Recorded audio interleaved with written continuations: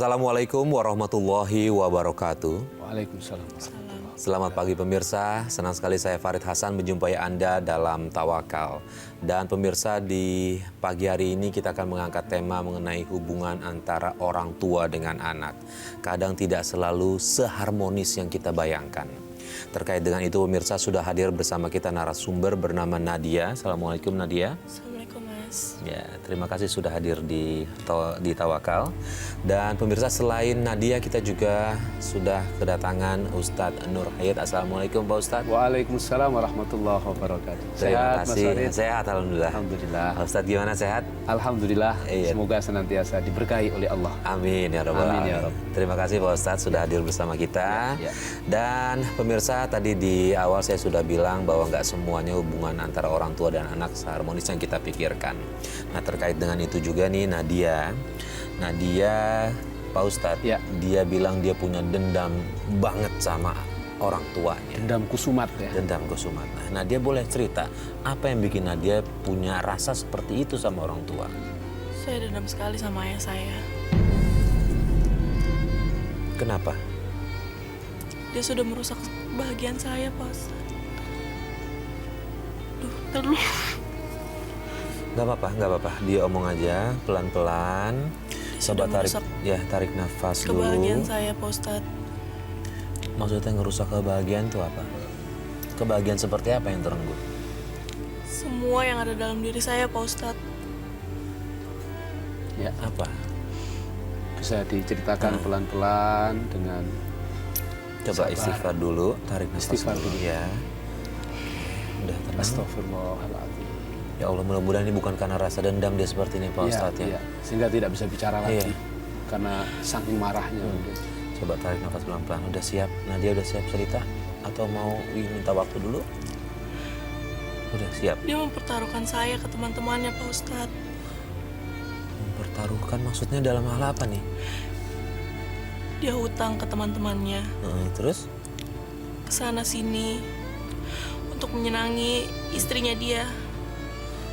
Tunggu sebentar, istrinya dia maksudnya apa? Bukan ibu kamu? Kamu sendiri bukan? Jangan sebut dia ibu, Pak Ustadz. Loh. Dia nggak pantas disebut ibu. Ya. Mungkin Nadia perlu lebih sabar. Ini istri dari ayahnya Nadia ini ibu kamu atau bukan? Bukan. Oh, ceritanya Ibu saya bagaimana? sudah meninggal. Ibu saya sudah tidak ada. Oke. Dia bukan ibu saya. Berarti dia ibu tiri? Dia orang jahat.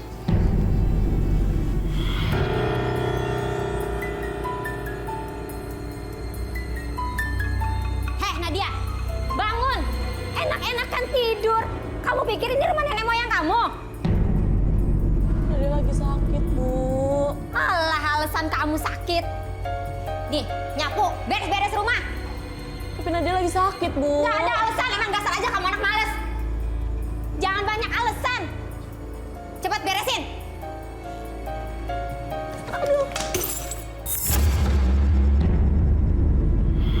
Aduh Nadia, jadi berantakan kan? Disuruh bebenah, malah mecahin Apa-apaan gelas. ini? Kenapa ini semua? Gelas pada pecah semua ini. Ini Kenapa, Mas, Pak? aku disuruh bebenah, suruh beresin rumah. Padahal kepala aku lagi pusing. Sampai aku dipentung sama gelas tuh, Mas. Bener ini?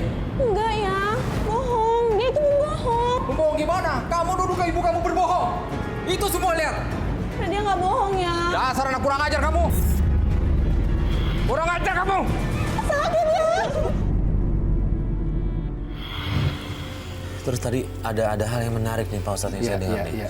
Katanya ayahnya dia, mohon maaf, menjual ke teman-teman itu dalam arti apa? Dia berhutang Nah, terus kepada semua temannya, beberapa temannya. nggak bisa bayar? Dan suatu waktu dia udah nggak sanggup bayar. Terus? Saya dijadiin taruhannya, Pak Ustadz. Udah kamu ikut. Udah cepet. Ayo Nadia mau dibawa kemana ya? Diam kamu. Kamu bantuin ayah bayar utang. Udah diam kamu. Ayo kamu ikut. Udah ikut kamu diam. Ini mau kamu ikut. Kamu mau ngapain? Udah kamu diam aja ikut. Mau ngapain lo? Gue mau ketemu bos lu. Ikut. Udah, ayo cepet. Bos, ada tamu. Udah kamu sini, udah situ. Diam, diam kamu. Rupanya lo Joko. Iya bos. Bayar utang lo sekarang juga. Tenang bos, gua mau bayar bos. Tenang-tenang apa lo? Dari kemarin tenang-tenang aja. Oh, lu mau bayar lo? Tunggu dulu Pak. Sabar, sabar Pak. Tenang, Jo. gua bayar bos, gua Jo. bayar, tenang. Gua bayar bos utangnya, tenang. Pas, Jo. Lo mau bayar pakai apa? Hah? Dari kemarin lo. Lo dari kemarin janji-janji terus sama gua. Ya maaf bos. Gua bawa ini bos. Gua bayar bos, utang gua lunas bos, tenang bos. Gua bayar bos. Ayo maksudnya Udah apa? kamu diam, diam kamu. Diam. Gua bawa ini bos, tenang bos. Udah kamu diam. Terus juga. Jangan galak dong. Udah diam kamu. Nadia nggak mau. Udah diam. Ya, Nadia nggak Udah. mau. Oke bos, gua tinggal di sini bos. bawa. Oke bang. Oke. Udah kamu diam. Ayo Nadia nggak mau. Ayo. Masuk. Ayo. Tenang bos. Utang gua lunas bos ya. Oke. Bisa diatur. Sekarang lo pergi. Oke bos. Makasih bos.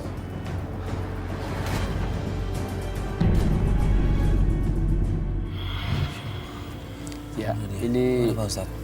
adalah peristiwa yang sangat luar biasa menyedihkan, Mas Farid. Karena bagaimana seorang ayah yang harusnya melindungi anaknya justru malah menjerumuskan Iya. anak tersayangnya dalam lembah hitam. Ini selain melanggar syariat agamanya Allah, tentu ini sangat tidak beradab orang tua yang demikian. Mana dia sabar, mungkin ini ujian yang Allah berikan untuk agar mana dia lebih bisa mendekatkan diri kepada Allah Subhanahu wa taala. Mungkin bisa diceritakan lebih lanjut apa yang dialami Nadia setelah ayah punya hutang banyak lalu tanda kutip Nadia kepada kawan-kawannya. Ibu tiri Nadia tahu kalau ayahnya Nadia dia. Tahu. Terus? Tapi ibu tiri saya malah senang. Dia malah saya. Dia malah menyeruai saya. Ya Allah, pantas tadi di awal dia bilang Bukan ibu seorang yang jahat. ibu. Iya, ibu jahat. Jahat sekali, bukan seorang Ayah ibu. saya pun suka seperti itu. Dia malah membela ibu tiri saya. Jadi pernah tinggal bareng sama ibu tiri juga sebelumnya. Pernah.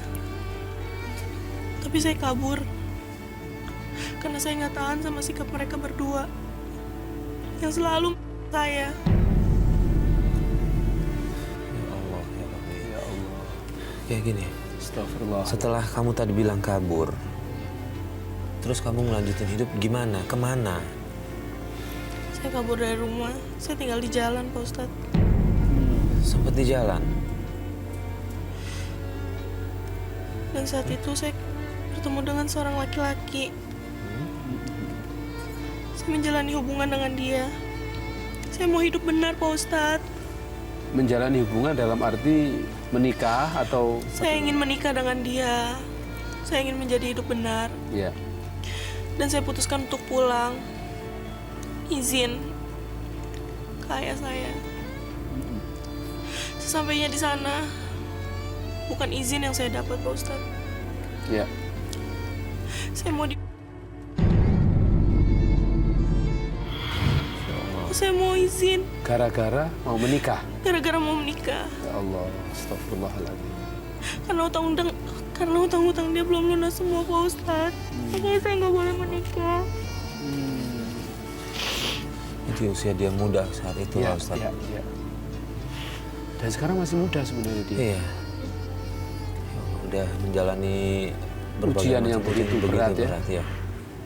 Dan setelah itu apa yang terjadi? Setelah kamu izin, malah diancam. Kami berdua mau di Pak Ustadz. Kami putuskan untuk pergi dari situ dan kawin lari. Di usia muda itu kamu kawin. Nah, terus gimana hubungan pernikahan kamu nih sekarang? Hancur, Pak Ustadz. Boleh tahu hancurnya kenapa? Suami saya selingkuh.